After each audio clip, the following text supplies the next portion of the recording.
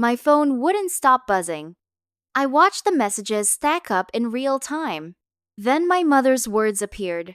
She's dead to us. Don't invite her. Don't call her. She made her choice. 14 heart reacts. Nobody pushed back, not one person.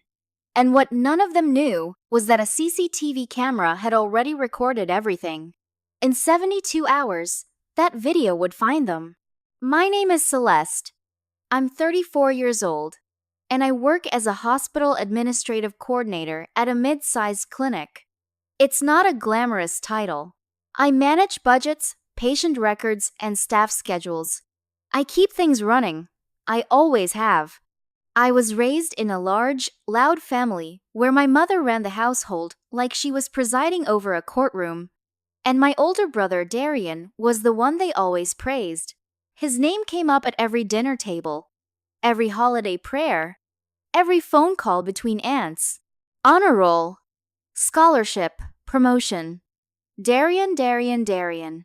The air in that house always smelled like his achievements and my absence. I was the quiet one. I moved out early. I paid my own rent from the age of 22 and never once called home asking for money. I asked for nothing, and in return, I was given exactly that. But I developed one habit over those years that nobody ever thought to take seriously. I documented everything. Screenshots, voice notes, dates and times written in the margins of notebooks. It started because I got tired of being told that things I remembered clearly had never happened. So I started keeping receipts. Not out of spite, out of survival. I wasn't the favorite. I wasn't the loud one. But I was the one with receipts, and they never once thought to worry about that. If you've ever been the invisible one in your family, the person who handled everything quietly and still got treated like you didn't matter, then this story is for you. I see you. You kept going anyway, and that says everything. If this already feels familiar, subscribe right now and drop a comment below telling me your story. And if you want to show this channel some love, click that hype button. Now, let me tell you exactly how it all unraveled. For weeks, I had been quietly helping my aunt coordinate Grandma Etta's 75th birthday dinner.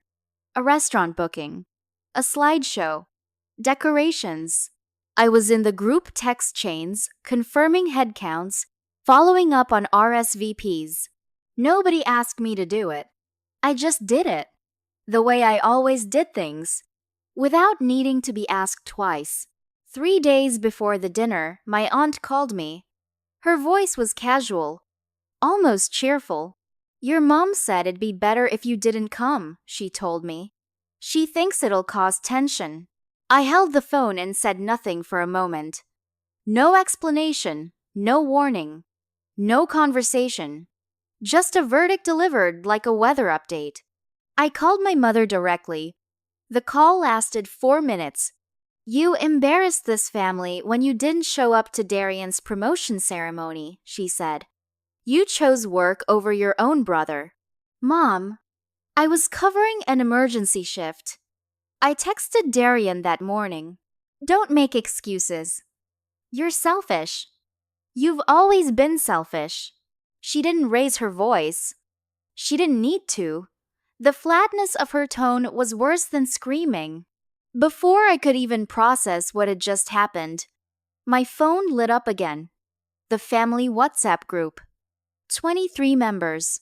My mother had posted both a voice note and a typed message for all of them to read. "Celeste is not welcome at Mama's birthday. If anyone invites her behind my back, you're choosing her over this family." 14 heart reacts inside of minutes. My cousin Brianna added her own comment. Noted. "We don't need the drama anyway." I put my phone face down on the counter. I breathed.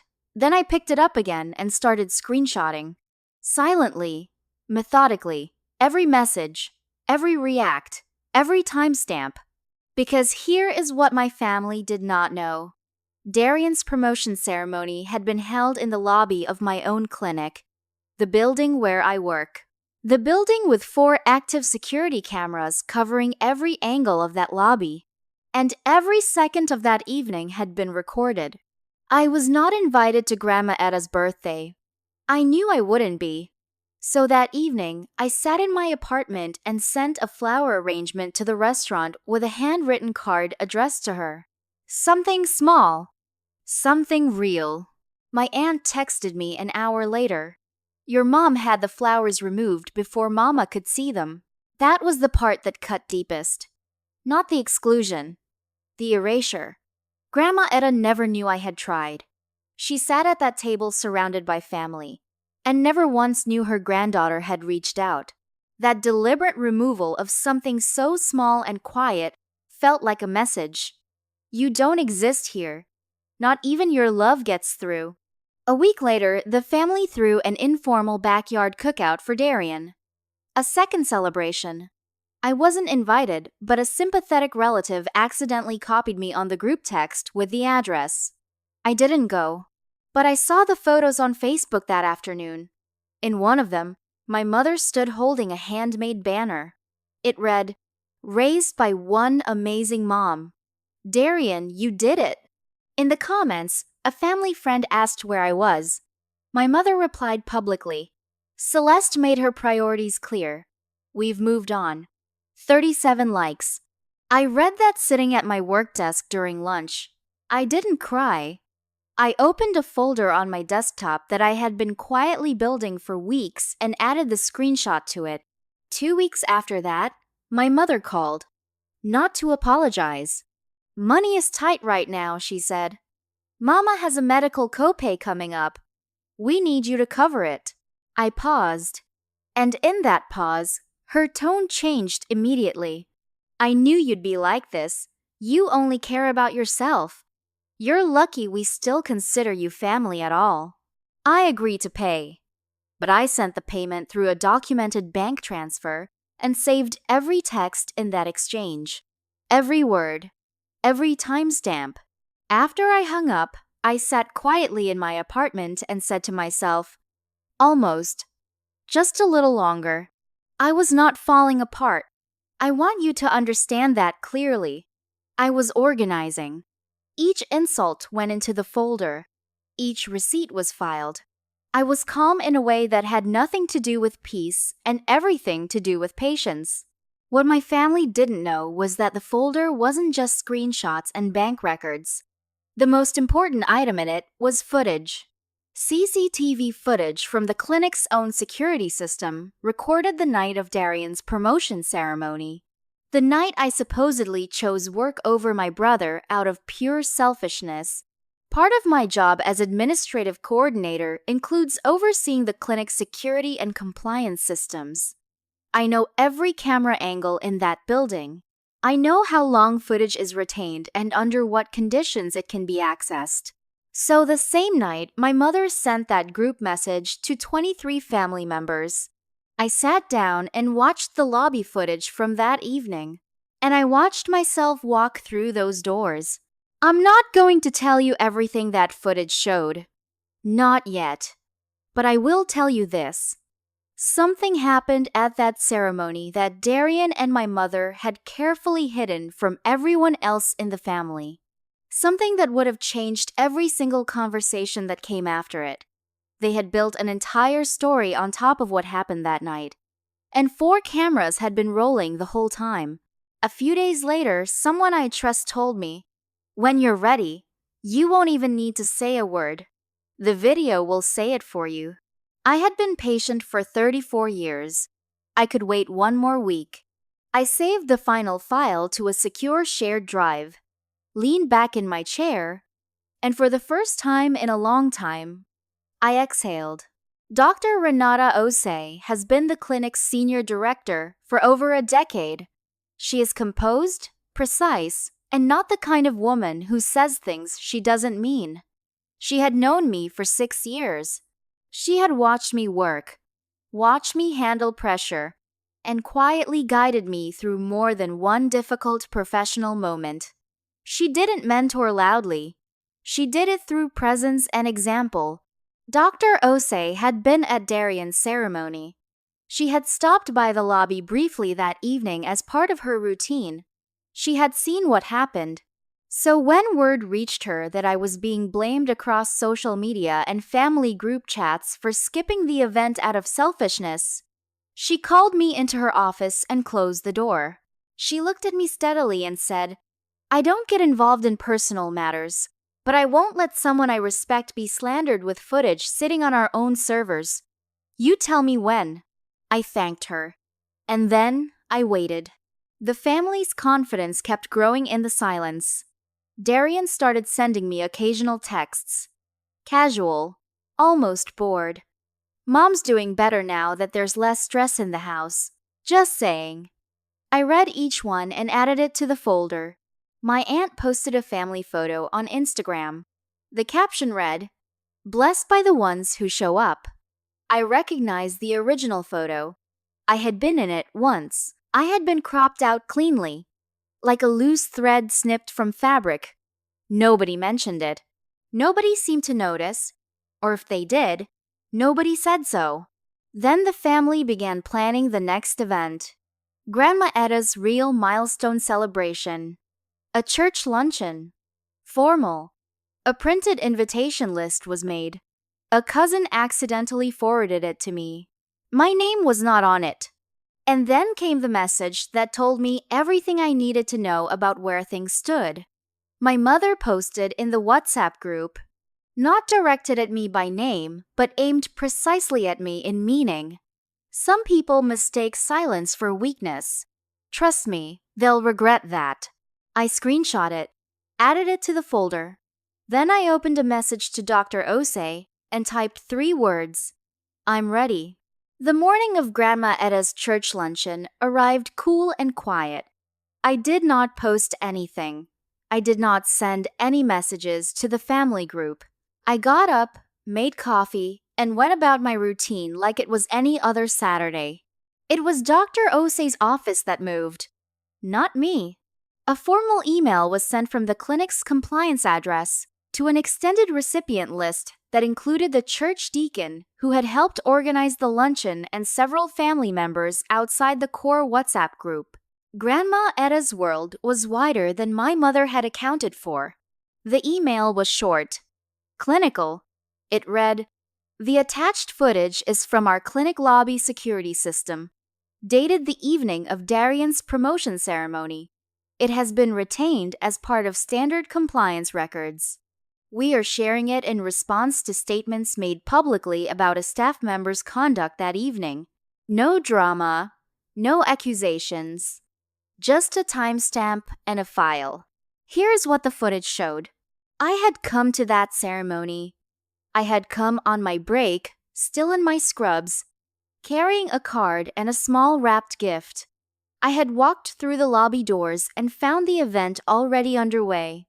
Darian saw me. He walked over, spoke to me briefly, and then turned and quietly directed a security volunteer to ask me to wait outside. Not to make a scene, just to step out. He didn't want me in the photos. The camera captured me standing in the hallway outside the lobby doors, waiting, looking through the glass. After 10 minutes, I left, quietly, without making a scene. Because that is what I always did. I never skipped that ceremony. I was turned away by my own brother, and my mother, who had spoken to Darian that same night, had known. The WhatsApp group erupted. I watched it happen from across town. Aunts started asking questions in rapid succession. Cousins went silent. The tone shifted from confident to confused to something that felt a lot like shame. Darian called me first. His voice was hard and fast. "You had no right to." "I didn't send anything, Darian," I said. "The clinic did, because you used their lobby and their name, and then lied about what happened in it." He had no answer for that.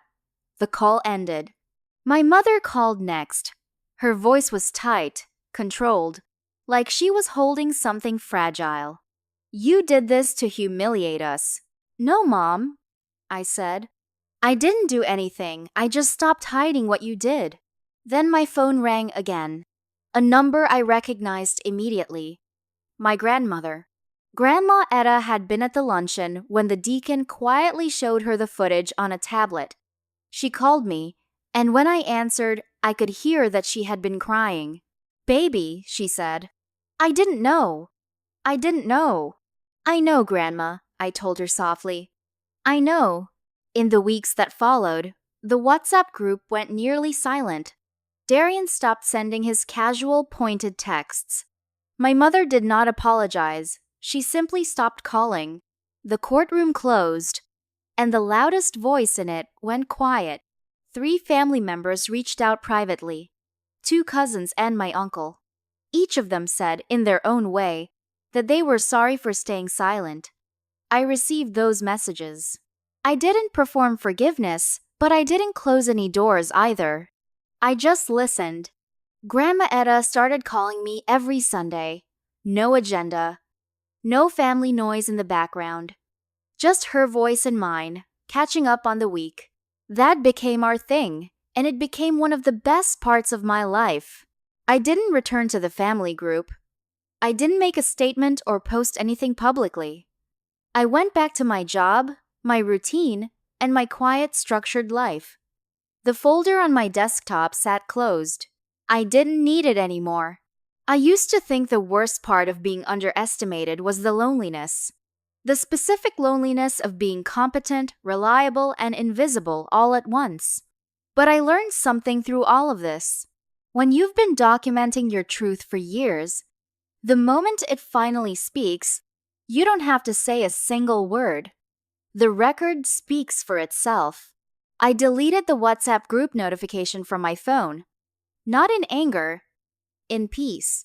If this story hit close to home, I want to hear from you. Have you ever been blamed for something you didn't do while the real story stayed hidden and everyone around you stayed quiet? Drop it in the comments. Tell me what happened, and tell me whether the truth ever came out. Your story matters here.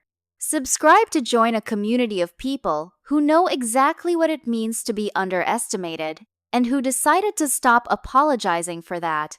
And if this video helped you feel less alone today, click hype to help it reach someone else who needs it. Standing up for yourself is one of the hardest things you'll ever do, especially when the people you're standing up to are the ones who are supposed to protect you. If you've been there, subscribe and become part of this community. Let me know this story helped by clicking hype, and tell me where you're watching from. I love seeing how far these stories travel.